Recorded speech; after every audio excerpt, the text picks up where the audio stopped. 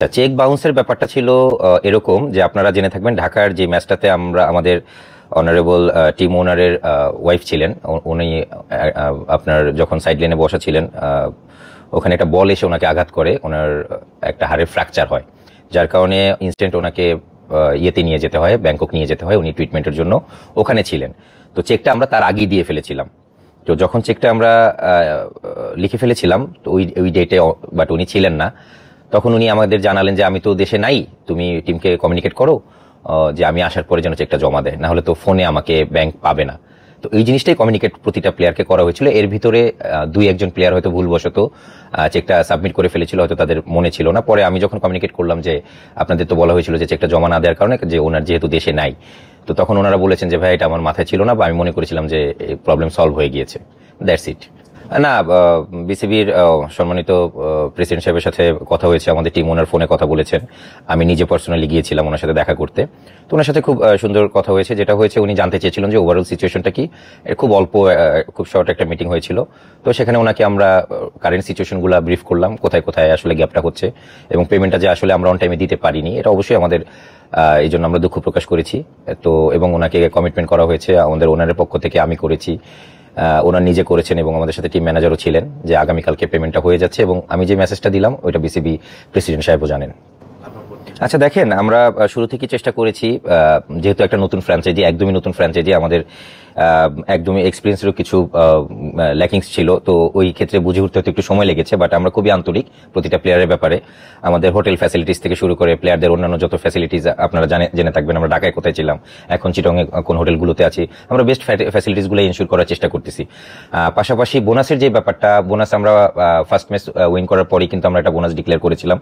সেটা আমরা সিলেটে যে আমরা সেই বোনাসটা দিয়েছি এবং এখানে আমি আরেকটা জিনিস এডিশন অ্যাড করতে চাই আমাদের পেমেন্টটা ডিউ হওয়ার কারণে আমাদের টিম ওনার যখন সিলেটে আসেন আমরা প্রতিটা প্লেয়ারকে টিম উইনিং বোনাসের বাইরেও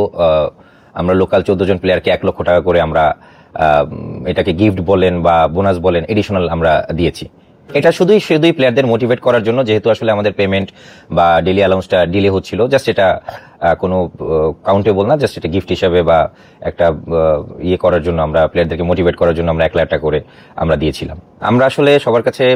এটাই আশা করি যে আমরা একটা নতুন ফ্র্যাঞ্চাইজি প্রথমবার বিপিএল এসেছি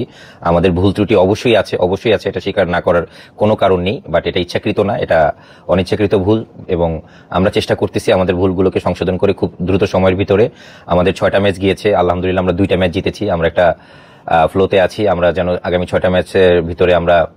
যে কটা ম্যাচ জেতা লাগে অন্তত 4টা 5টা ম্যাচ জিতে আমরা কোয়ালিফাই করতে পারি আমাদের টার্গেট হচ্ছে কোয়ালিফাই করা তো এর জন্য যা যা করণীয় আমরা তাই করব এবং সবাই আমাদেরকে সাপোর্ট করবেন এবং আমাদের সাথে থাকবেন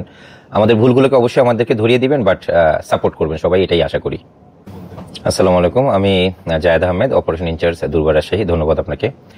প্র্যাকটিস এবং পেমেন্টের যে ইস্যুটা আসলে সারাদিন বিভিন্ন অনলাইন পোর্টাল এবং মেইন স্ট্রিম মিডিয়াগুলোতে আমরা যে নিউজগুলো দেখেছি